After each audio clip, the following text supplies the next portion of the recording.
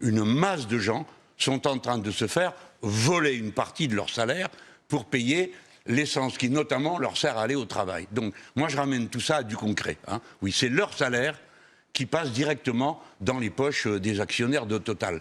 Si je devais parler avec l'ancien vocabulaire, je vous dirais c'est de l'argent qui passe du travail au capital. Mais que faites-vous ? On bloque les prix. Écoutez, je dis au patron de Total quand même quelque chose d'assez simple. Vous n'allez pas mourir si vous bloquez les prix. Vous avez gagné l'année dernière plus qu'aucun groupe capitaliste dans toute l'histoire de France a gagné. Mais nous devons bloquer les prix. C'est insupportable.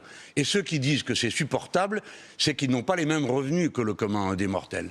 Maintenant, parlons des causes. Enfin, tout ça ne tombe pas du ciel. C'est pas une erreur qu'auraient commis les pauvres gens qui ne seraient pas allés assez travailler. Tout ça, c'est une guerre déclenchée par des gens, par deux pays, Israël et les USA, et qui a déclenché cette situation. Il y a donc une cause politique, et donc la réponse sera politique. Les Espagnols et nous sommes capables de rallier une bonne partie des pays d'Amérique du Sud, d'Asie et d'Europe, à dire non. Et on commençait par une chose, couper le rapport de coopération commerciale de l'Union européenne avec Israël. Israël ne peut pas vivre sans l'Union européenne.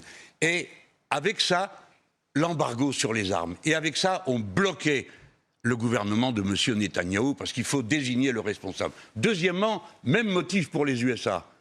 Pas de survol militaire sur notre territoire. Et moi, je vous dis, ces deux-là sont des tigres de papier en face d'un monde qui se mobiliserait pour la paix. Car le monde ne veut pas de la guerre.